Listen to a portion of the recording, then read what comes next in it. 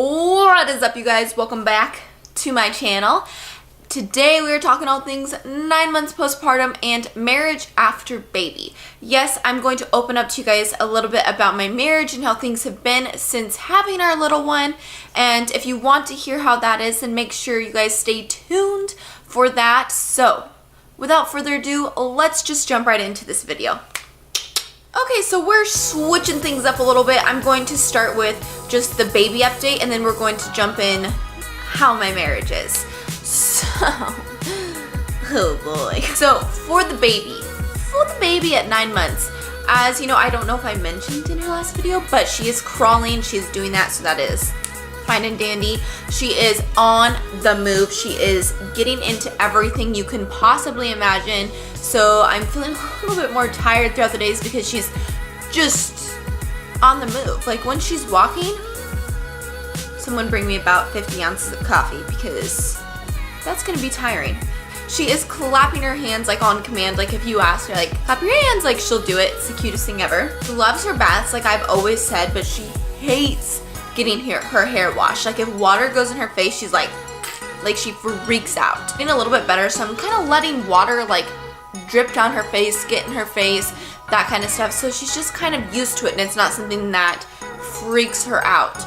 Like if it's windy outside and the wind blows, she's like, ah, like she just freaks out. She doesn't like cry or anything, but just like, whoa, whoa, whoa, whoa, like I don't like this. I'm trying to get her used to that because I want to get her in swim lessons. I'm trying to get her used to just water kind of like being like near her face or things like that without her having like that kind of like anxiety freak out like inside of her head. This month she has been very, very clingy and still not as much during the day. She went through a spurt of being super clingy, like didn't want anyone else to hold her but me. At night, she is still very, very clingy to me. Does not want anybody else to put her to bed besides me. And we just lay her down. We don't have to rock her or anything anymore. There still is nights here and there that I have to go in there in the middle of the night and kind of just like hold her, and then I just put her back down and she falls right back asleep. Sometimes fusses for a minute, but she's fine. For a little spurt, I'm crossing my fingers that this is like it's not coming back, but the 9 month sleep regression, there was a few nights that I was probably up till like 1 a.m. with her. She was just screaming every 30 or 45 minutes and not wanting to go to sleep. I was like, oh my gosh, this is going to be the death of me. But in those frustrating moments, I try to remember that this is going to pass. She's just growing, she's changing, and she's just needing the comfort of me to be there during this time in her life. And she is obsessed with like shaking her head like this, like all the time. It's the cutest thing. It's like her go-to like dance move. If I put on like music, like Mickey Mouse Clubhouse is her favorite, like the hot dog song and the intro song, she'll definitely like shake her head to that. Or Baby Shark. The baby shark do do do do do do, baby shark do do do do do do. She is throwing tantrums. She is, I think she became like 15 years old at not even 1 year old yet. She is really good at that. Like if you pick her up and she is not wanting that, she'll like raise her hands in the air so she becomes like a dead fish. Yeah, it's lovely. Or if I take something away that she wants, in which I'm trying to teach her, like that's not how you get it back. If you want it back, let's woosah, and I'll give it back to you. But I understand she's really young and tantrums are just going to happen. She's gonna have days of screaming and I'm not gonna understand why, and that's just, it's just part of it. She says kitty kitty and she says doggy, and like I've said before, she says mama and daddy. She's been saying that for probably about 2-ish months. We don't have a cat, but my parents do, so, and she absolutely loves the cat. And one thing I'm trying to figure out is her cheeks. They keep getting red for some reason, so I figured maybe it's a certain food, but I haven't like switched up her foods like tremendously. I can see dairy maybe sometimes irritates her skin, but I don't want her to have an intolerance to dairy, so I'm trying to give her little, you know, doses of dairy here and there. So, because I think now is the time, what I've read, and from doctors like pediatricians and stuff, that you want to introduce those things even if they have a little intolerance. Nothing like hives breaking out or, you know, throat closing up or anything like that. It's just like maybe her skin gets a little irritated. Dairy is not the biggest fan of me for like my stomach or anything like that, but I still eat it here and there. But my body doesn't agree with it all of the time if I have too much of it. So I'm trying to just give her little dosages of it. So we are going to move on to all things postpartum. The thing that I have for you this month, and I'm just gonna jump into the marriage thing after baby, is the postpartum hair loss. I don't like it. I'm not gonna try to pull them out, which they might already be out, but it's all right here. Like they're all like breakage and all that stuff. Someone told me it was regrowth. A few people have one time, and I just don't think it's regrowth. Maybe I'm wrong, but it's like literally all broken off out of nowhere, and my hair is at a pretty healthy stage, like in my life right now, the healthiest it's ever been. So I know that it's not like because of like damaging it or anything. So it's probably the postpartum hair loss. Before I like start talking and going in depth about our marriage and things like that, I just want you to know that I'm not complaining. I don't think that I have it bad, because I believe that somebody always has it worse than me.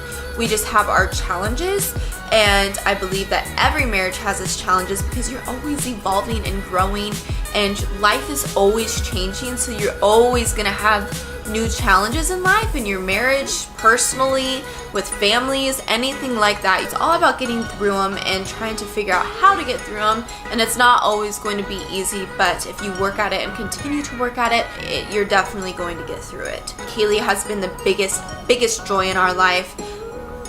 There's no words to even describe how much joy and excitement and happiness she's brought into our life, but that doesn't mean that doesn't come along with challenges, but they're the best challenges that are only going to make us stronger and only going to make us that much better as individuals and as parents. As I, express these challenges to you and share them with you, I only hope that it can let you know that you're not alone. You're not the only one going through the challenges, and there is like a light at the end of the tunnel.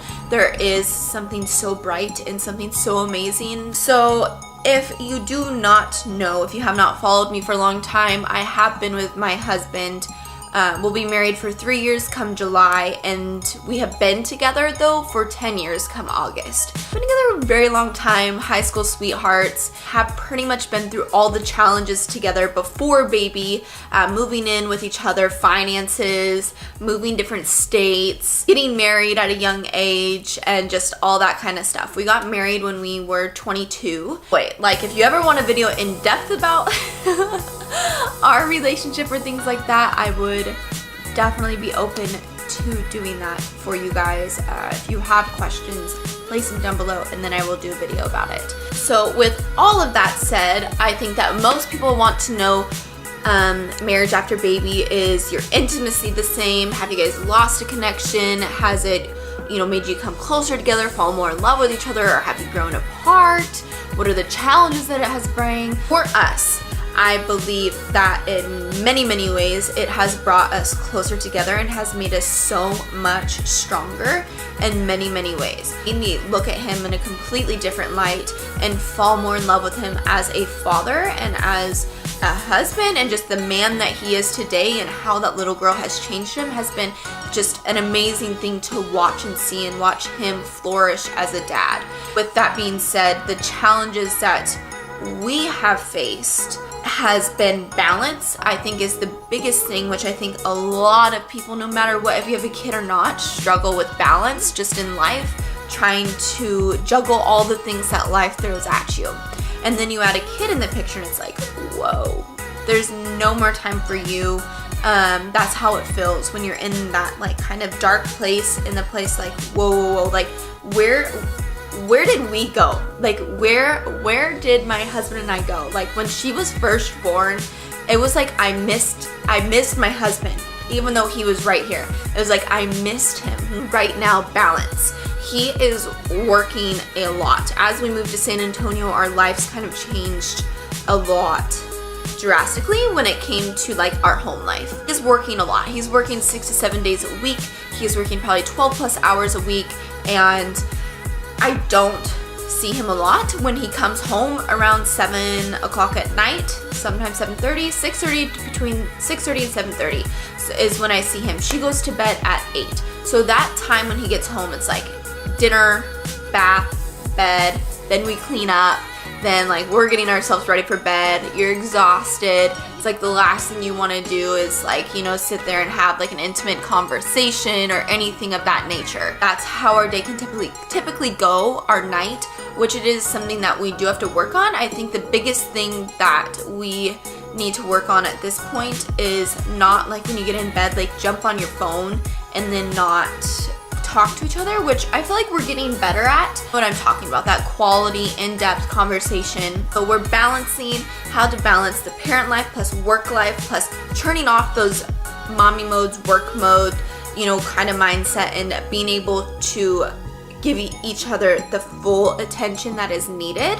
We also are working on communication. I think communication is something that we'll always be working on. Just the communication, the biggest tip that I can say that I've definitely learned when it comes to this is you don't want to get lost in just being a mom, and pushing all the things in your marriage, like all the things that might be bugging you a little bit, just down and down and down and down, and brushing it under the rug.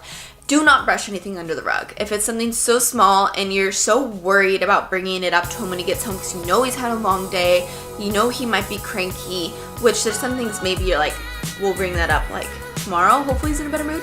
But I really have learned to just get it out, and he's really acceptive of that. Like, you know your husband, you know when to bring things up, but just getting it out, the smallest thing, whatever it is, like, hey, like, I need more attention from you, you know, like, just more hugs, more kisses, more things to just know you're there, even though that can be so uncomfortable. I am not a very, like, intimate person. I crave it, but it's hard for me to show that affection to the other person. And, like, I didn't really grow up in that kind of a household, so it is very hard for me to show that, but I don't want my daughter to have the same problem for her future husband. And my parents, I love them to death, and they would not mind me saying that, because now today their marriage is absolutely amazing. Getting back on track, moral of the story of this entire thing, because I don't want this to like ramble on for hours. The biggest thing that I have seen in our marriage, the struggles that we have faced with post-baby, you know, marriage after baby, is just our communication had to change, not being afraid to bring up things, and just balancing our lives and making sure we have time for each other.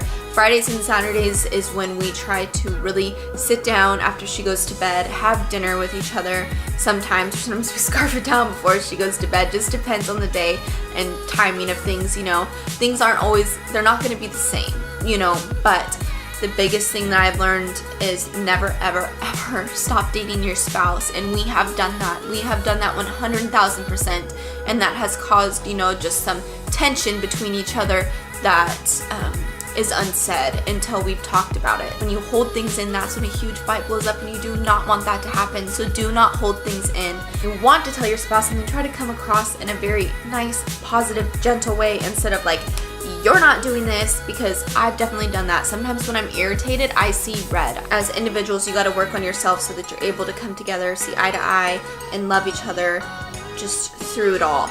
So that is kind of how like our marriage has been post-baby. Intimacy has actually been good. We haven't really had an issue with that. That just comes down to communication. Everything does. You have to tell your partner what you want. You have to, for it to be able to flourish and become something so amazing in that marriage that you've always dreamed of. Anyways, guys, I really hope that you enjoyed this video. I love you guys so much, and I appreciate you more than you ever know.